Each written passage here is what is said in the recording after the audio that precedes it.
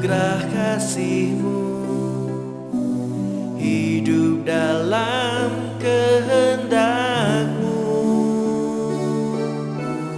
Bawa aku mendekat padamu, tinggal di dalam-Mu,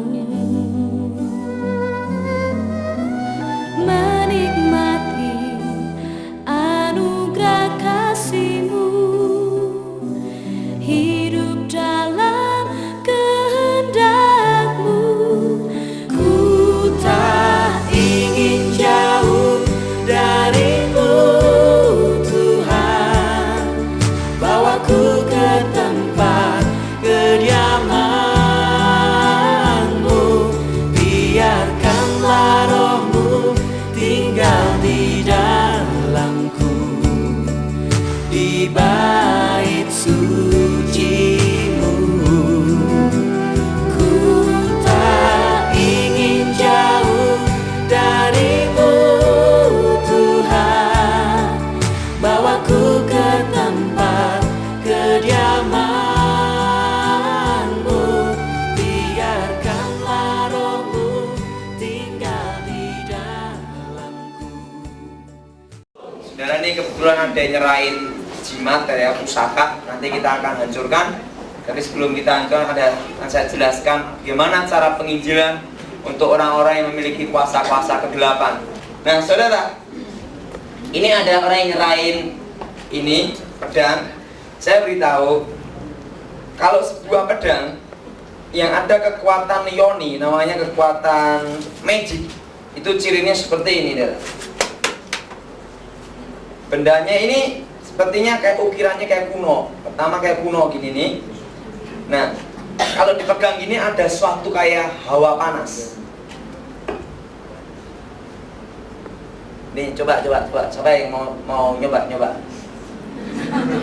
Mau nyoba? Oh, Dede.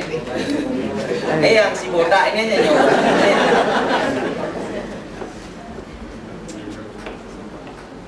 Ini.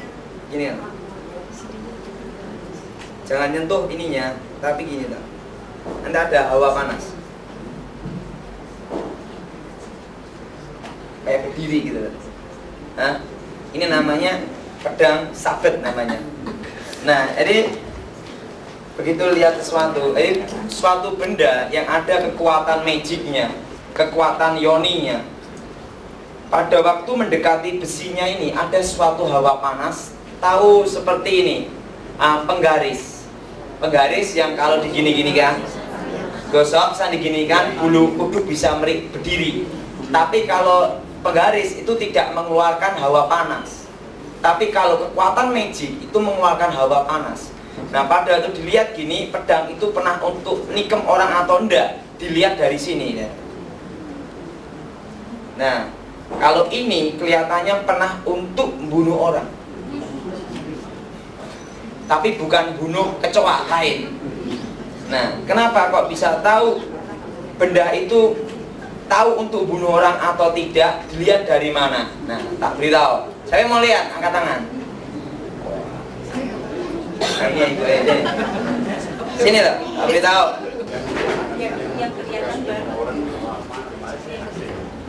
Ini kelihatan bagus. Kan bagus. Ini loh. Ini besinya aus, pinggirnya ini loh. Nah, udah ngerti? Nah, tamat sih sini, dihancurin ya, dibakar. Ini. Nanti biar sama pemiliknya biar lihat si bakarnya. Jadi, kenapa kok bisa tahu benda itu ada kekuatan magicnya atau tidak? Itu sebenarnya semua orang bisa merasakan. Kenapa? Sebenarnya pada hakikatnya manusia tidak bisa bersatu dengan setan. Tetapi karena manusia itu menyerahkan hidupnya kepada setan, sehingga kekuatan setan itu bisa menyatu dalam tubuh manusia. Tapi pada hakikatnya tidak. Sehingga setiap benda atau setiap jimat yang memiliki kekuatan itu kalau dipegang, itu diginikan, mendekati kulit ini, semua kulit ya, itu akan kayak terlapis kayak hawa panas. Tahu maksud saya? Karena apa? Bertentangan dengan sifat asli karakter manusia. Tahu maksud saya? Nah, mari kita akan bahas tentang bagaimana cara penginjilan tentang orang-orang yang terikat kuasa gelap. Mari kita buka di dalam surat 1 Yohanes yang pertama.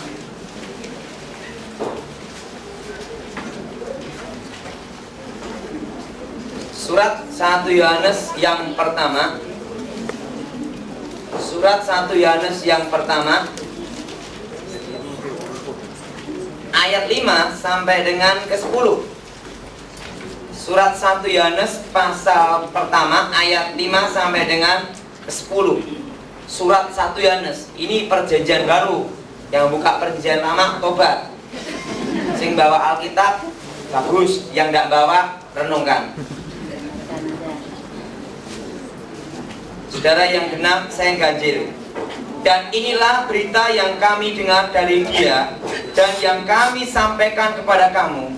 Allah adalah terang dan di dalam Dia sama sekali tidak ada kegelapan.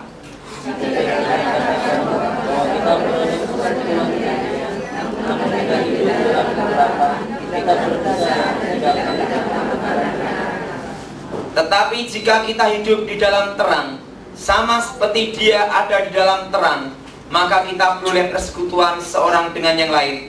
Dan darah Yesus anaknya itu menyucikan kita dari segala dosa.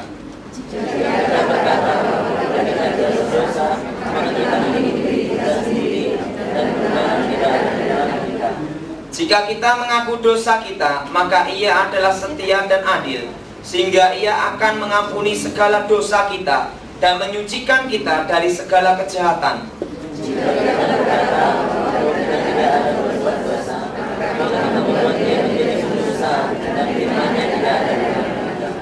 Dikatakan bahwa terang tidak bisa bersatu dengan kegelapan.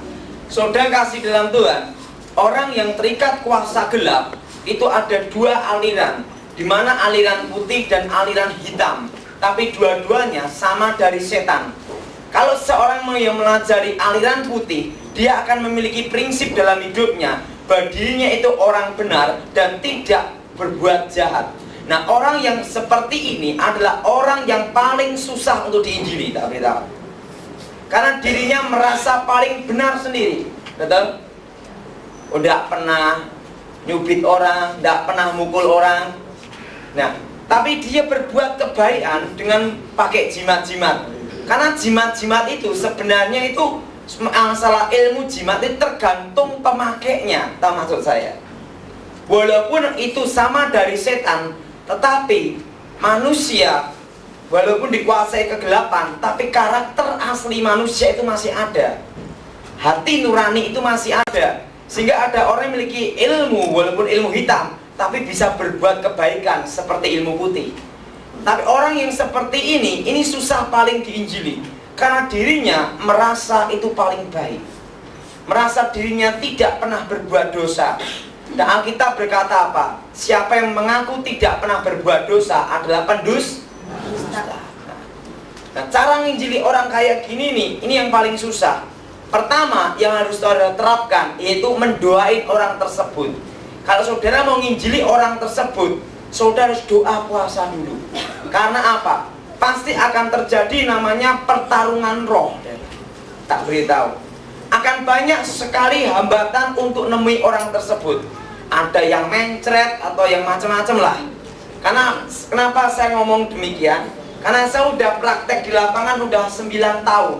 Dan saya pasti sudah merasa akan terjadi sesuatu, saudara. Nah, sehingga pada waktu nginjili orang tersebut, pertama kali yang kita lakukan, kita harus mendoain orang tersebut. Tahu maksud saya? Mendoain orang tersebut dan kita berdoa menyebut namanya. Kadang tuh orang kalau berdoa itu ada yang suka diem, betul? Doa diem sama ngomong beda atau sama? Sama. Bedanya hanya satunya buka mulut, satunya tidak. Itu toh. Tahu maksud saya? Doanya sama, hanya bedanya hanya satu buka mulut, satu tidak. Nah, kalau doa pribadi dalam Tuhan sungguh-sungguh, diam tidak apa-apa dalam doa dalam hati. Tapi kalau untuk doa pelepasan, doa peperangan, itu harus keluar dari mulut. Karena setan tidak tahu hati dan pikiran kita. Nah kalau kita hanya diam kayak gini tok, mencucuk gini tok, setannya bingung kan. Dia mau ngapain gitu. Nah, tak beritahu. Pertama, saudara doakan orang tersebut. Pernah suatu kali saya mau doain seseorang, mau ketemu seorang dukun aliran ilmu putih. Nah, seorang dukun yang memiliki ilmu aliran putih itu kalau diinjili sangat susah, ya, tak beritahu. Dan repotnya lagi, dia juga nyebut nama Yesus. Nah, itu namanya agak kocak sedikit-sedikit gitu. Karena apa? Dia ngomong, kalau saya nyembuhin pasien saya doa dulu dalam nama Yesus, jimat saya taruh ke atas, maka kuasa Roh Kudus melalui jimat ini bekerja. Saya ngomong sama dia, Tuhan tidak pernah nitipin jimat. Ingat, dari Tuhan tidak pernah nitip apa darah? Saya perlu jelaskan bahwa Allah tidak pernah menitipkan jimat. Kalau sudah jelaskan ini, kalau dia ditanya gini, loh, tapi jimat ini kan untuk kebaikan. Saya mau tanya, kalau jimat itu memang dari Tuhan, kenapa bisa dipergunakan kejahatan? Betul? Tergantung pemakainya. Alkitab berkata apa? Terang dan gelap tidak bisa bersatu. Jadi cara menjelaskannya tuh gini, kalau memang jimat itu titipan dari Tuhan, kenapa bisa digunakan untuk kejahatan? Betul? Nah, padahal terang tidak bisa campur dengan gelap. Tapi ingat, kalau di Indonesia nih, hukumnya bukannya putih, bukannya hitam, tapi abu-abu. Tahu ya, kalau Indonesia ini hukumnya lain. Hukumnya bukan terang, bukan gelap, tapi abu-abu. Dan ini paling langka di seluruh dunia. Karena semua bisa diatur. Semua bisa diatur gitu. Nah, jadi jelaskan, Alkitab berkata apa? Bahwa kebenaran dan kejahatan itu tidak bisa bersatu. Diberitahu, kenapa kalau memang ini jimat itu dari Tuhan, kenapa bisa dipergunakan untuk kejahatan? Ini. Jadi saudara kalau nginjili orang, pertama beritahu apa? Kalau jimat ini bisa dipergunakan untuk kebaikan, kenapa juga bisa dipergunakan untuk kejahatan? Berarti ini bukan dari Tuhan. Jimat itu tergantung pemakainya, tak beritahu. Tergantung apa? Kecuali kalau pemakainya tidak kuat menahan kekuatan ilmunya sendiri, sehingga dia akan gila. Kalau gila udah lain ya. Gila udah lain. Kalau udah gila itu udah lain, itu urusannya lain, itu ada pelayanan khususnya lagi. Jadi pertama kali penjelasannya bahwa Tuhan tidak pernah nitipkan apa? Cara mikir gimana? Kalau memang jimat itu dari Tuhan, kenapa bisa dipergunakan untuk kejahatan? Nah, ini cara nginjilinya. Nah, kedua, saudara doakan dia, karena seorang yang dalam kondisi terikat itu sebenarnya seperti ini, saudara. Walaupun dia ini masih ada karakter asli dalam dirinya, tetapi iblis ini membutakan pikirannya. Arti membutakan di sini, pikirannya ini dikuasai, saudara. Sehingga dia susah untuk bertobat. Nah, jenis seperti ini sudah doakan gini, di dalam nama Yesus, jiwamu yang terikat kami patahkan, kami lepaskan dalam nama Yesus. Kenapa dilepaskan jiwa yang dari kuasa kegelapan ini dalam nama Yesus? Sehingga pada waktu kita ketemu orang tersebut itu betul-betul bisa kita ajak komunikasi. Tahu maksud saya? Bisa kita ajak komunikasi. Jadi kita omong-omong. Dan cara untuk melayani orang yang punya jimat itu nggak boleh adu perdebatan. Tak beritahu, kamu harus gini. Yang punya jimat ngomong, kalau gitu kita berkelahi aja. Nggak karuan dari keedan orang karuan. Karena orang yang punya jimat itu biasanya memiliki ini, saudara, seperti memiliki emosional yang tidak stabil. Tahu maksud saya? Emosi yang tidak stabil.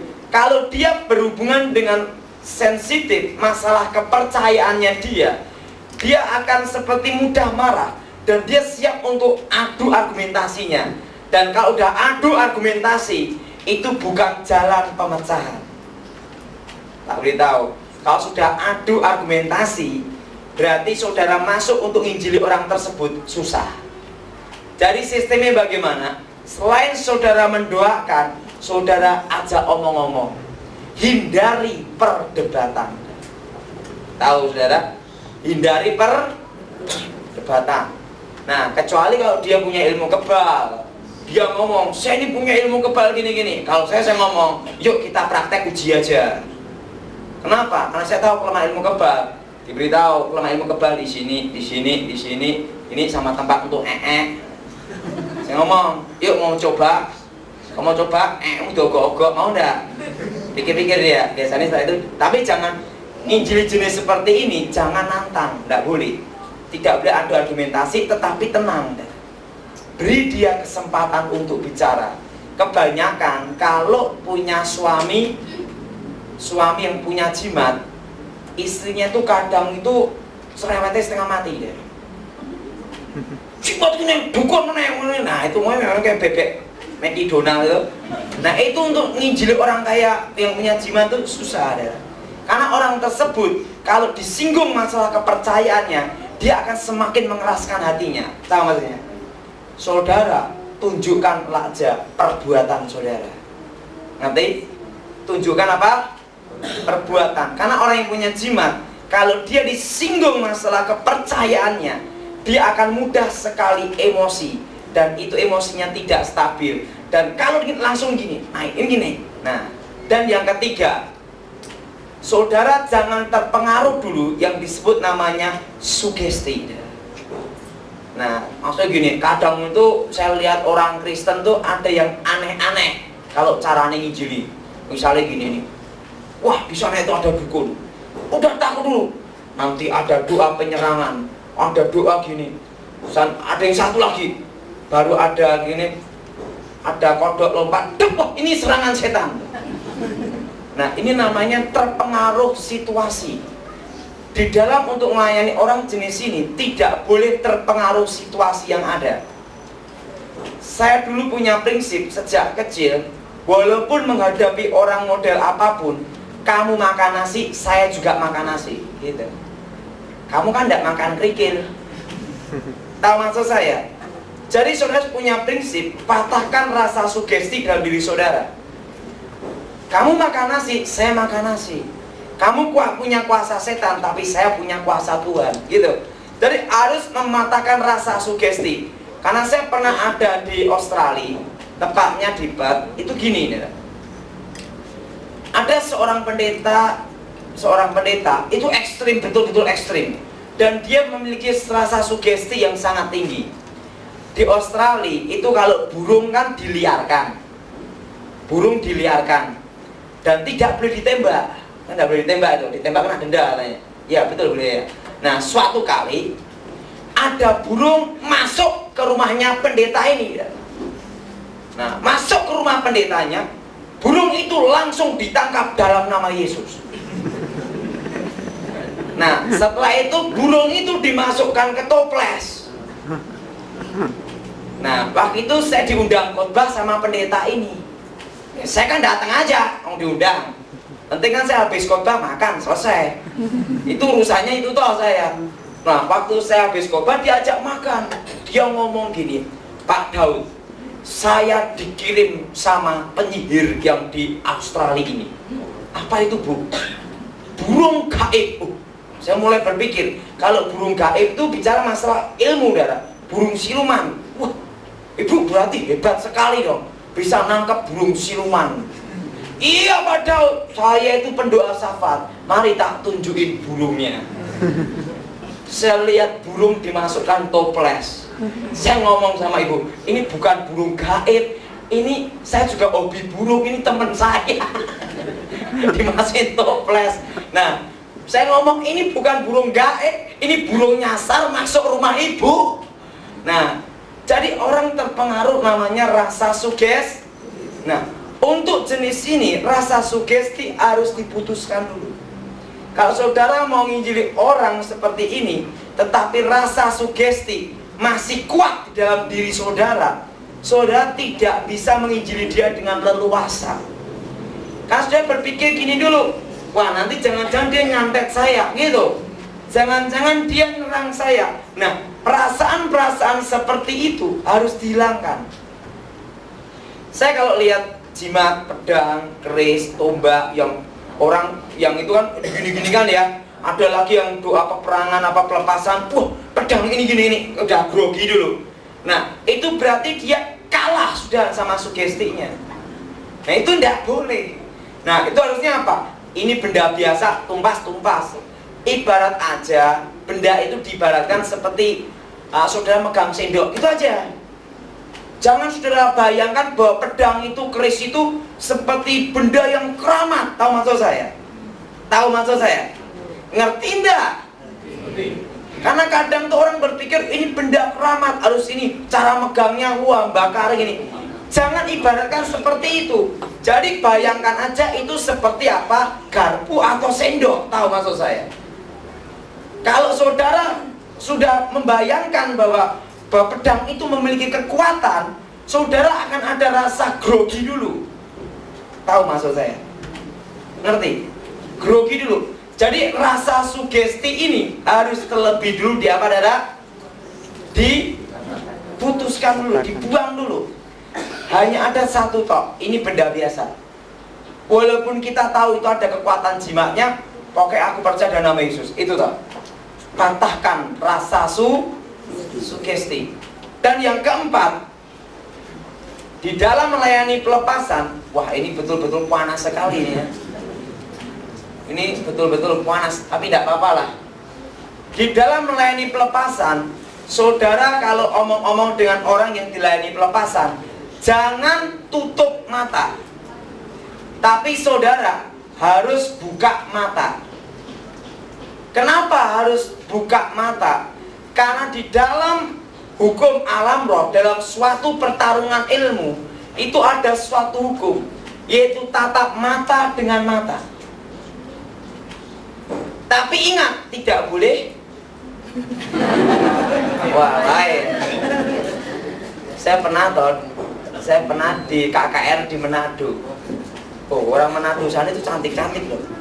Nah, waktu saya khotbah, saya itu mau doain pelepasan. Nah, ada perempuan, wah, mau tak doain pelepasan. Saya tatap dia, dia tatap saya.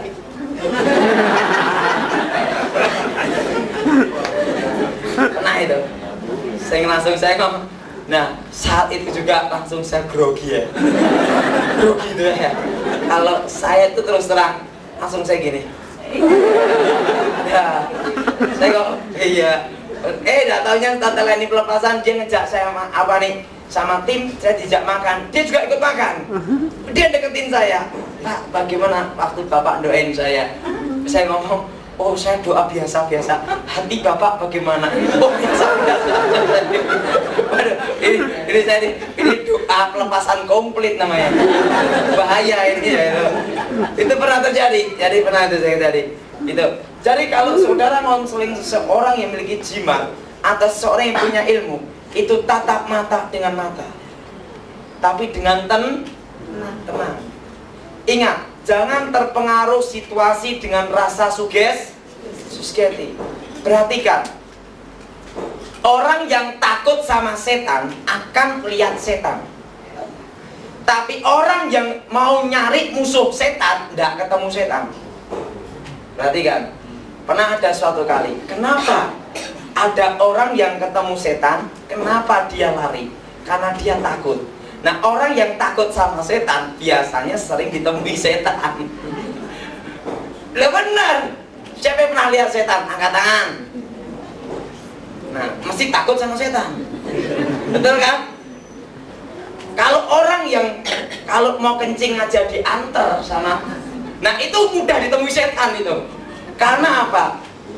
Karena setan senang sekali orang yang takut sama dia. Tapi kalau orang yang berani sama setan, saya mau lihat setan modelnya kayak apa. Nah, kebanyakan tuh malah dari temui setan. Karena apa? kemungkinan setannya pikir-pikir juga. Nah, jadi saya beritahu, orang yang berani melawan setan, itu setan tidak berani menampakkan dirinya. Kecuali setan dablek lain lagi. Setan dablek kan lain lagi. Nah, tapi biasanya gitu. Tapi orang yang takut sama setan, itu akan didatangi setan. Tahu maksud saya? Nah, jadi saudara harus berani, harus memiliki rasa percaya diri saudara. Percaya Tuhan menyertai saudara, saudara percaya. Oke, kalau ngomong aja, los, tanpa ada rasa apa saudara? Sugesti. Tapi ingat, tidak boleh tutup mata. Karena kalau tutup mata, orang tersebut akan beranggapan bahwa saudara kalah wibawa. Tahu maksud saya? Tahu kan saya? Jadi kalau saudara tuh gini, tunduk gini atau gini, orang tersebut melihat saudara bahwa saudara itu grogi. Padahal itu tidak ada efek samping apa-apa. Tapi orang tersebut mulai ngomong, ini takut sama saya. Nah kalau dia sudah merasa dirinya menang, diinjili susah, betul? Nah, jadi tatap mata, halus saja, biasa. Nah, tapi doa terus. Nah, dan jangan terpengaruh segala apapun yang terjadi. Pada waktu pelepasan ada yang muntah-muntah, karena ada yang ngomong kalau pelepasan harus muntah-muntah. Kalau muntah-muntah gampang, diogok-ogok pasti muntah ya. Jadi itu jangan terpengaruh seperti itu. Jangan seperti kayak anak kecil. Jadi saya dewasa, biasa aja. Ajak omong dia tentang Injil. Beritahu bahwa keselamatan dan nama Yesus. Tuhan itu baik mengasihi Anda. Tuhan itu luar biasa.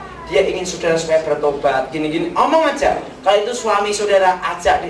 Kalau suami, jangan pada waktu dia bingung atau dia waktu sibuk kerja, waktu ada waktu yang longgar, ajak omong biasa. Ngerti saudara? Tapi ingat, mata harus tetap saudara pandang. Tetap harus apa? Dipandang, biasa gini omong, gimana kabarnya, gini omong, gini.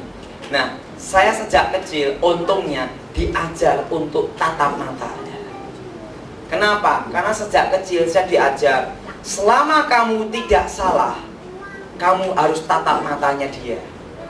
Kalau orang salah, itu pasti dia tidak akan berani menatap orang, betul? Nah, tak beritahu, saya diajari teknik sama mama saya. Kalau punya pegawai yang suka bohong, kan kadang pegawai kita ini kan bohong, betul kan? Saya diajarin mama saya itu gini, kalau kamu ada punya pegawai suka bohong, lihat tau mulutnya kalau dia ngomong, lihatin terus. Nanti dia kayak kisinan karpe dewi, salah tingkah. Nah kalau salah tingkah berarti dia bohong. Itu saya masih ingat, kalau saya lihat mulutnya dia itu, tak lihatin ini terus. Terusan bagaimana? Terusan kamu bagaimana? Tak lihat mulutnya terus. Nanti dia dilihat mulutnya gini. Wah ini ngaku sih. Bapaknya saya gitu kok. Nah saya kalau kerja kan ada ya, kadang itu kita nih ada apa nih, orang ini pegawai yang bohong, itu tak tutup mulutnya terus. Sekarang coba, saudara kalau salah dilihat mulut saudara terus, bingung enggak? Merasa bersalah enggak? Saya itu diajari gitu, makanya saya kalau ngomong selalu tatap mata dengan mata. Repotnya kalau natap cewek repot, dikira nanti saya naksir dia. Nah, tapi tatap biasa aja. Gini, bagaimana? Patahkan rasa kalau itu suami, ambil kesempatan yang paling baik untuk dia diajak ngomong. Nanti saudara. Nah, saudara, saya pernah mendoain seseorang. Waktu itu saya doain ada di Solo. Waktu itu orangnya itu preman. Dia punya ilmu kebal. Diseret truk, tidak mempan. Nah waktu itu dia membakar kampung. Saya dipanggil sama ketua RT supaya dia diredamkan gitu. Waktu itu saya datang waktu itu. Nah, kalau kita lihat kalau dia preman, itu sudah kita kalau lihat orang preman mesti sudah grogi dulu, betul? Nah, itu tidak boleh. Karena pada waktu kita grogi, kita kehilangan kepercayaan kita, betul? Nah, jadi waktu itu saya tidak grogi, saya datangi dia. Bapak punya jimat ini, ilmunya ini, Bapak punya ini. Pak harus bertobat, terima Yesus. Nah, pada waktu saya ngomong demikian, Baru setelah itu dia mau, oke, diterima Yesus, bertobat, tak bakar semua jimatnya. Tapi tidak grogi dulu. Kalau dia tidak mau dilepaskan, tunggu waktu yang paling baik, tapi doain terus. Karena seorang bertobat itu bukan karena lidah kita pandai bicara. Walaupun kita ini punya gelar profesor, doktor, kaburator, botak, bocor, kalau dia tidak dijamah Roh Kudus, itu susah untuk bertobat, betul? Jadi omong biasa aja, saya doakan, sebut namanya terus. Karena apa? Nanti Roh Kudus yang akan jamah dia. Kalau orang melajari ilmu putih, harus dijelaskan dulu bahwa Allah tidak pernah menitipkan jimat. Dan kalau jimat itu dari Tuhan, kenapa tergantung pemiliknya? Bisa dipakai kebaikan, juga bisa dipakai kejahatan.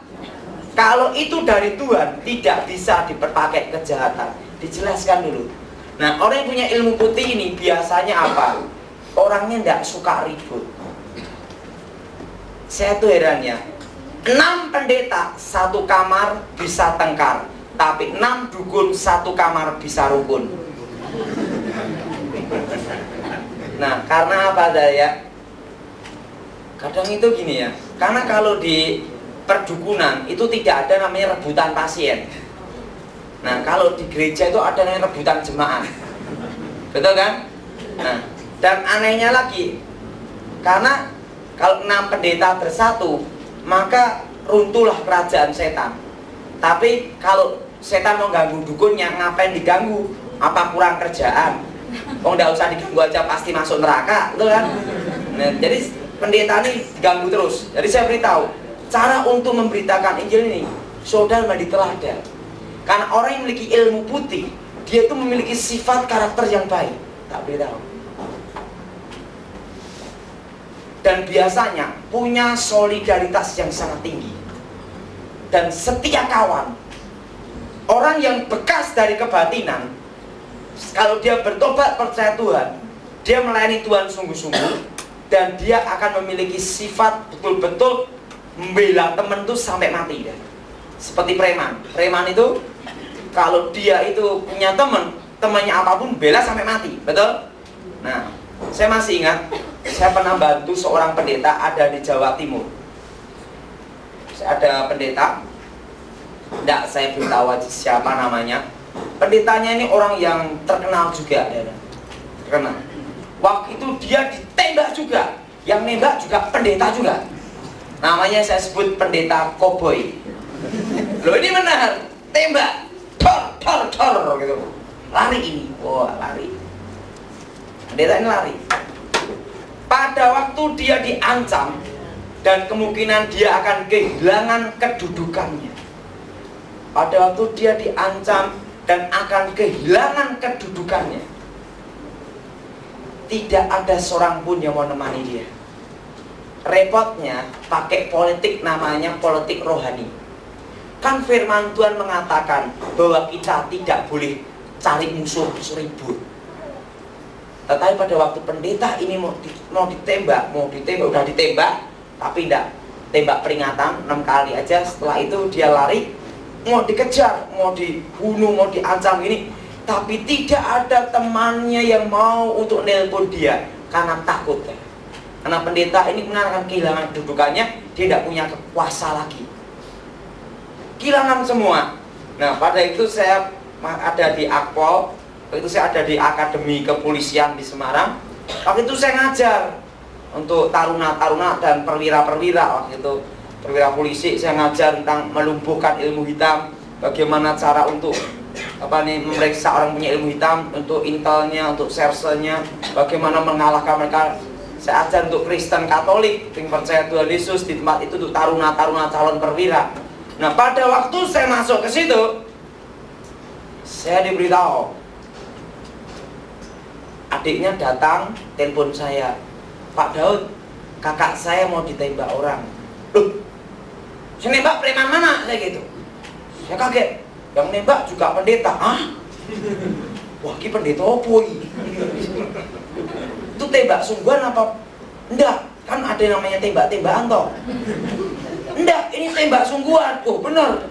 Wah, itu saya ngajar, saya ngomong gini. Oh, baiklah. Saya ngomong, ada tangan kanan saya punya asisten, itu Inspektur 2, Letnan. Saya ngomong sama Letnan, Wan, tolong kamu tak tugaskan ada di Surabaya. Kamu telepon teman-teman kamu di Polres atau Polda untuk ngamankan. Ada berapa orang dikirim untuk ngamankan pendeta ini.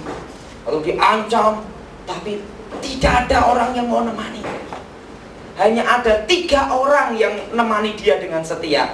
Padahal pada waktu dia jaya, semua datang, Pak Pendeta. Pengerjanya, Bapak yang baik, silakan duduk.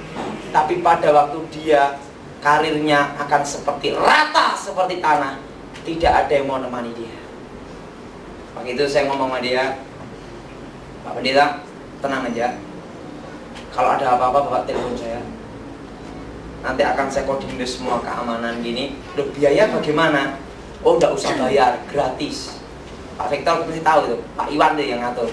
Kalau saya ngomong, Iwan polisi ngomong saya, iya Pak, kita atur semua ini. Ya, atur keamanan sampai 1 minggu. Setelah 1 minggu, kasusnya itu berapa bulan kemudian selesai, dia mulai akur lagi. Kemarin malam saya ketemu dia, ada di Jawa Timur, ngomong gini, Pak Daud, Allah izinkan saya setelah dia kembali ke kedudukannya lagi. Setelah dia kembali ke kedudukannya lagi, banyak orang datang, mari Pak. Padahal itu susah, kabur kabeh. Saat dia ngomong sama saya, Allah izinkan supaya saya tahu di manakah kawan sejati dan teman palsu. Pada waktu semua itu meninggalkan saya rata dengan tanah, hanya ada 3 orang yang setia menemani saya. Sebutkan nama-namanya.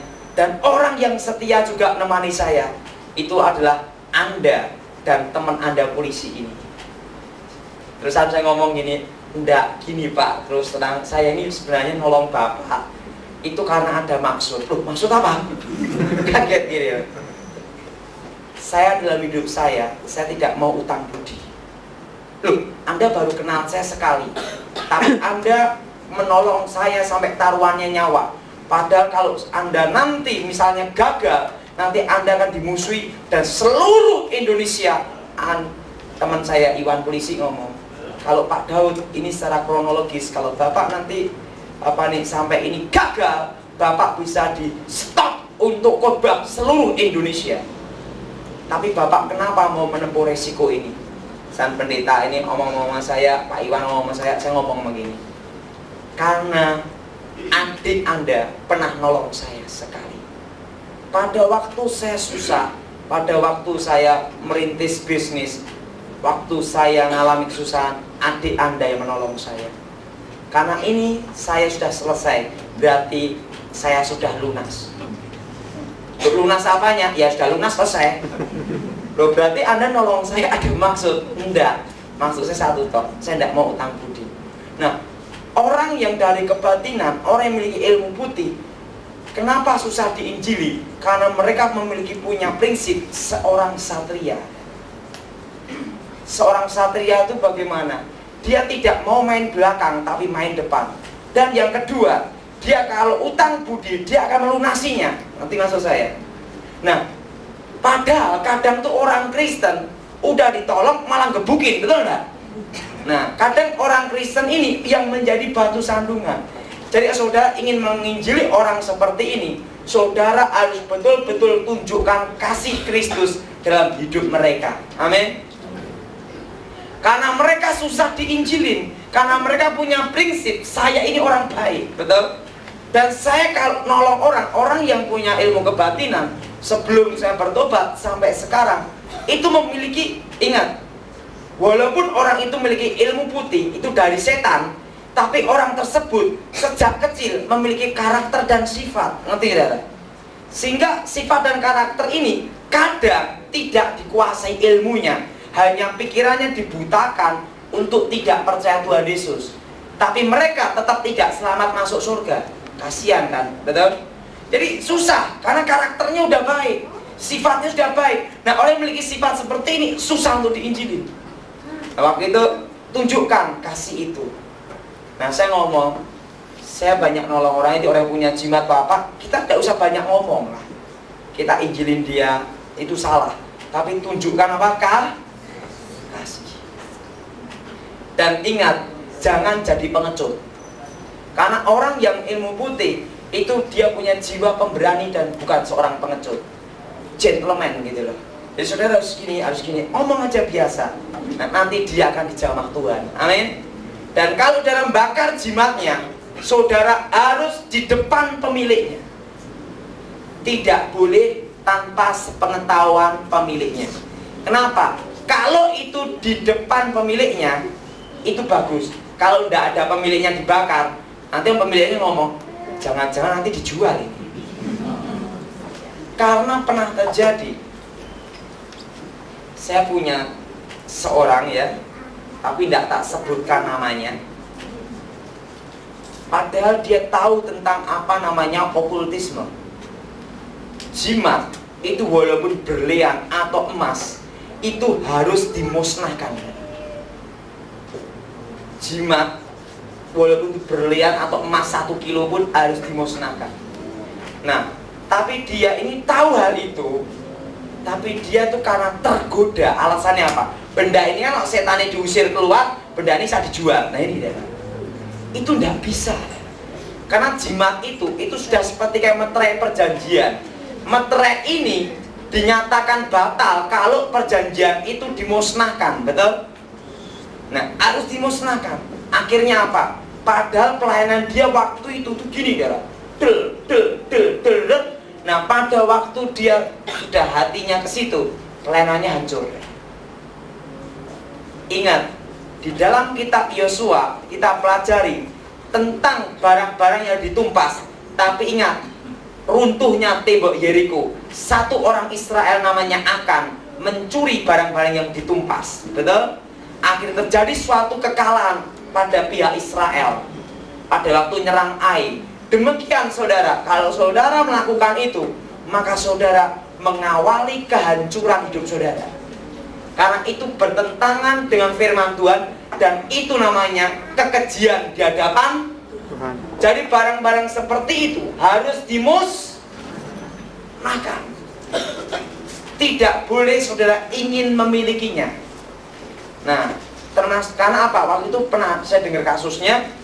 Itu waktu itu mau menghancurkan meja sembayangan, tetapi terbuat dari batu giok. Kan mahal, apalagi pendetanya butuh duit. Wah, langsung yang dilihat bukan setannya lagi, tapi nolnya berapa. Nah, kalau sudah tergoda di situ, repot. Saya kalau masalah bakar-bakar tuh banyak, batu-batu permata, jimat, emas, banyak itu loh. Itu tidak boleh kita ingini. Makanya kalau saya bakar jimat, itu harus ada di depan pemiliknya, supaya dia itu tahu itu loh. Waktu buangnya lebih dibuang sendiri sama pemiliknya. Karena apa? Itu kalau tidak kita gitu, repot nanti. Tahu maksud saya? Urusannya nanti repot. Kelihatannya sepele, tapi itu menghancurkan. Loh sekarang gini, siapa sih yang tidak tergoda?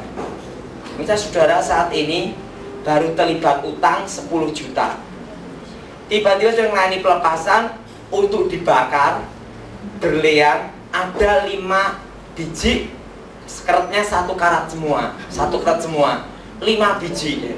Dan ada emas 10 kilo. Saudara kan bisa melihatnya bukan di alam roh, tapi alam nyata. Betul? Kita tidak usah munafik lah. Betul? Langsung lihatnya gini, on kilo. Udah berubah.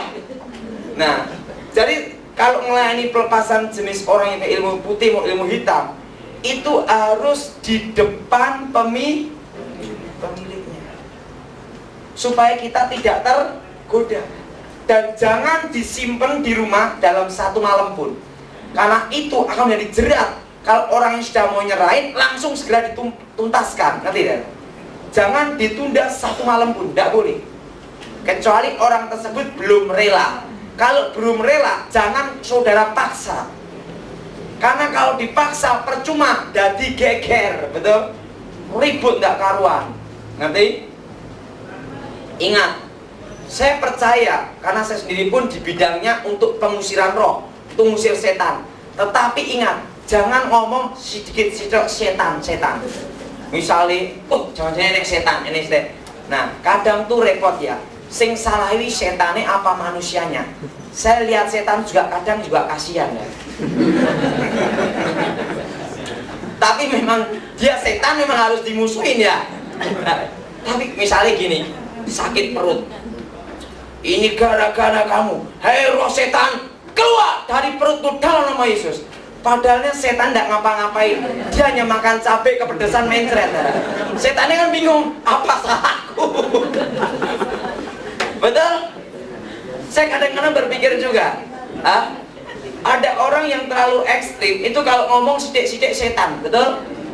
Ada juga, misalnya gini, waktu itu dia ngomong gini, kenapa aku jatuh dalam perzinahan? Karena saya pernah melayani orang, itu gini, Pak Daud, saya ini punya suami, kemungkinan dia itu kena pelet, Pak. Loh ibu, gini, gimana suami anda? Dia kena pelet sekretarisnya dan kena pelet berapa perempuan lainnya, Bu. Coba ketemu saya. Bu, ini bukan kena pelet, memang dia dasar bandot tua.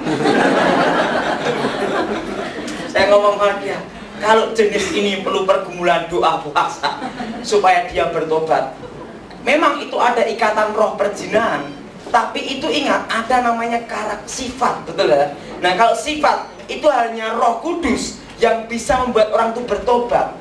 Itu karena sifat dibentuk karena kebiasaan, betul? Pergaulan yang jelek, karakter jadi jelek, tapi itu bisa diperbarui oleh Roh Kudus. Itu bertahap bertobat terima Yesus. Ada lagi yang sedikit ngomong gini, saya ini Pak Daud, ada apa? Saya ini kenapa bisa mencuri? Padahal saya tidak mau mencuri. Nah, saya tanya sama dia, lah waktu itu kamu punya duit enggak? Saya tanya gitu. Memang setannya itu yang bisikin, tapi kan tergantung kita jalankan atau tidak, betul? Nah, tapi belum dibisikin setan pun juga langsung mencuri juga banyak, karena butuh duit kepepet. Saya ngomong, itu tergantung bagaimana dia memegang teguh firman Tuhan dan imannya. Amin. Memang setan tuh ganggu kita terus, betul? Tapi ingat, jangan sedikit-sedikit apa-apa Nah, biasanya yang sedikit ngomong masalah setan, dia itu orang yang paling takut sama setan. Siapa yang sering ngomong masalah setan, angkat tangan. Mesti dia takutnya sama setan. Nah, karena apa? Karena itu terbawa. Ngerti saudara? Apa saudara? Terbawa. Nah, jadi ada oknum yang takut sama setan, tapi ada juga oknum yang temannya setan. Nah, temannya setan memang enggak takut, tapi hopengnya. Nah, itu harus dilepaskan, bertobat dalam nama Tuhan. Ingat, ini namanya ilmu putih. Cara penginjilannya tidak boleh langsung frontal, tahu saudara? Tidak bisa langsung apa? Frontal, spontan, tidak bisa. Karena dia sifatnya memiliki sifat karakter yang baik. Nah, diberitahu kebaikan manusia itu seperti kain kotor. Yang bisa menyelamatkan itu adalah iman kita pada Tuhan Yesus. Siapa di antara kita yang tidak pernah berbuat dosa? Ingat ya, dijelaskan dan tunjukkan perbuatan saudara. Amin. Karena orang punya ilmu putih, dia menuntut tentang perbuatan, bukan hanya omong tok. Udah jelas?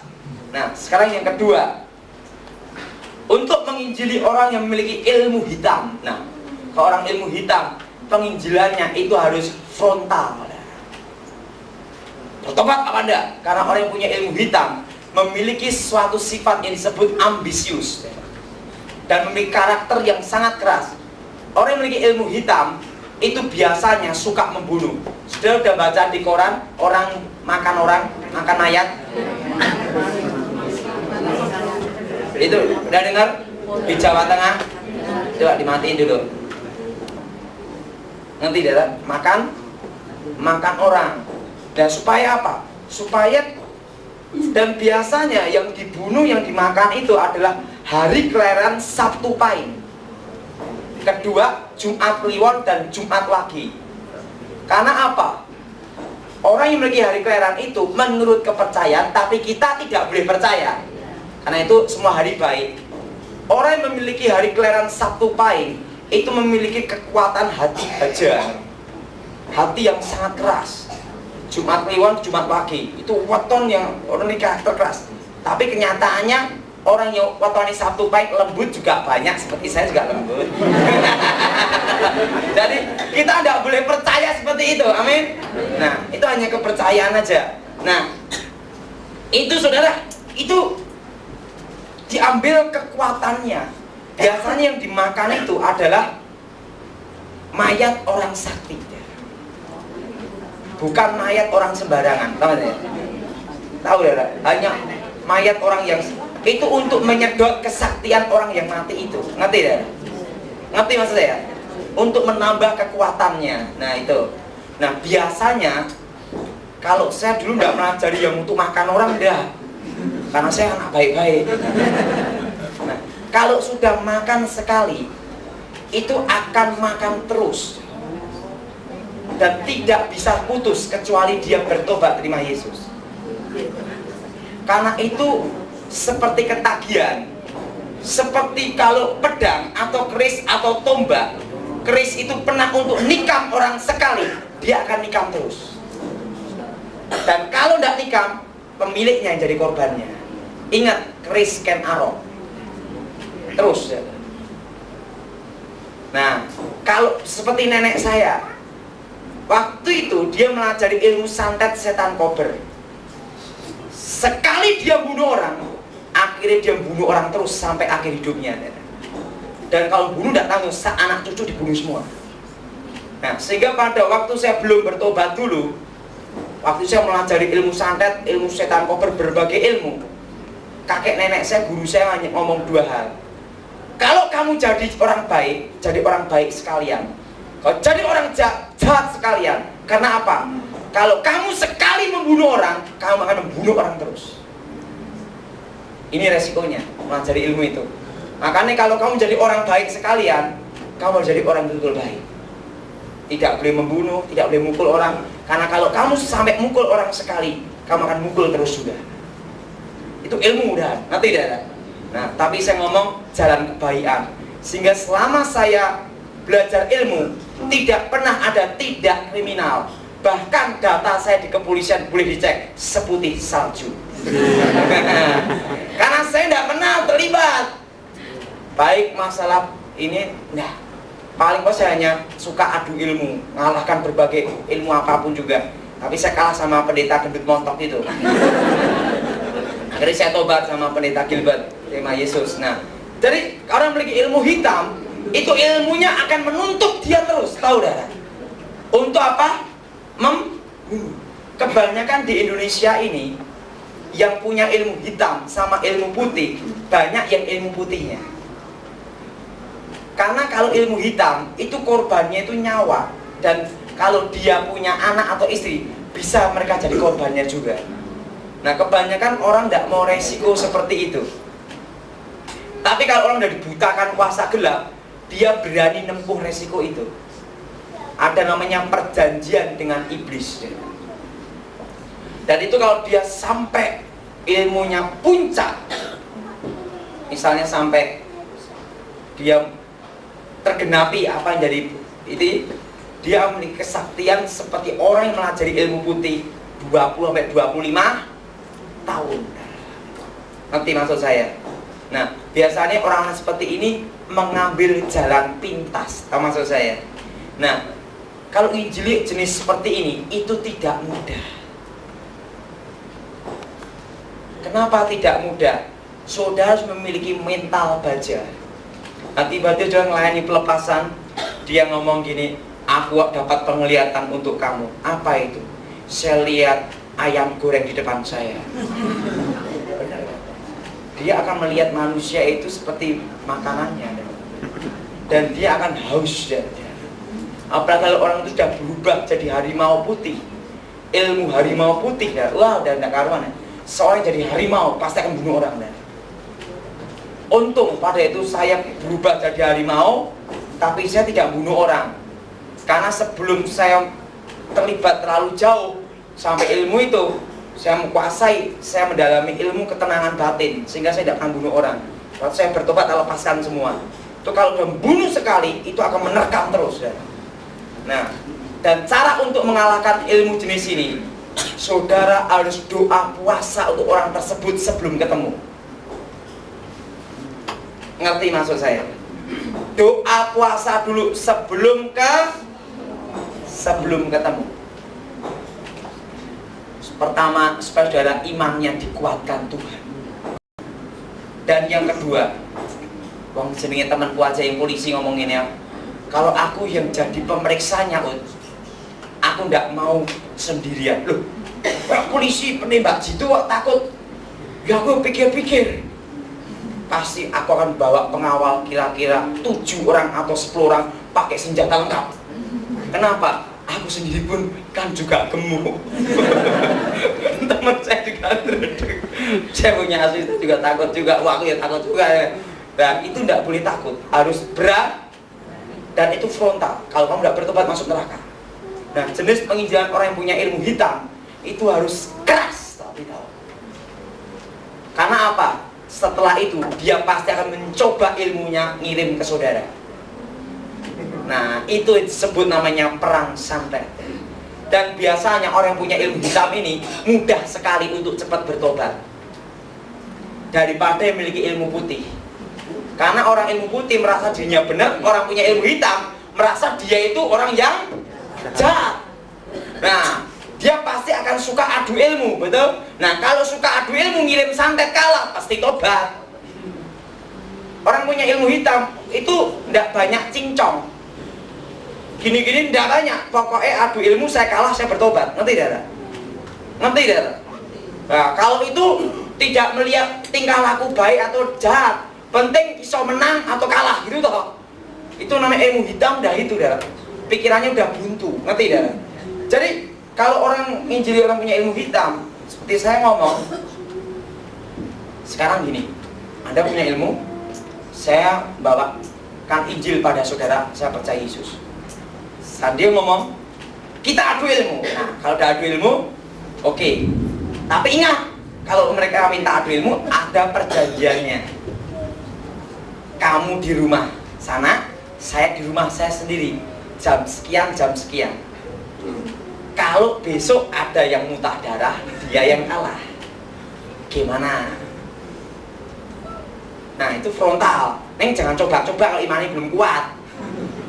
Nanti malah belum melayani udah kencing di toilet bolak-balik gitu. Nah setelah itu jam itu dikirim.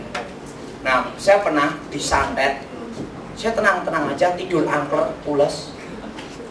Dia yang nyantai mulutnya double gini. Saya tenang aja. Tahu-tahu besok tobat gitu aja. Udah. Jadi orang yang punya ilmu hitam itu harus apa? Frontal. Jadi bertentangan dengan ilmu kalau ilmu putih menuntut apa? Kasih. Sifat lebah. Kalau ilmu hitam itu penting dia tuh menang atau kalah. Itu toh jalannya. Nah, dan kalau orang punya ilmu hitam itu semua jimat harus dimusnahkan. Dan ingat, baik orang yang punya ilmu hitam atau ilmu putih, kalau melayani pelepasannya harus ada pemutusan yang keluar dari mulutnya sendiri. Udah tak ajarkan kan di buku juga. Dalam Yesus segala kutuk aku putus, dalam Yesus segala roh setan keluar, segala roh jahat keluar. Tapi ingat, jangan ngomong segala macam roh. Manusia juga punya roh. Setannya keluar, roh manusia amblas, mati dia. Jadi dari sekitar keluar, roh jahat keluar. Dan itu putuskan. Dan ingat, di dalam doa pengusiran setan atau untuk doain orang pelepasan atau doain jiwa seorang yang terikat kuasa gelap, sebelum kita nginjili harus buka mulut. Kalau doa pribadi tutup mulut boleh enggak? Doa dalam hati enggak apa-apa. Doa pelepasan itu harus buka mulut. Nah, udah jelas? Jelas?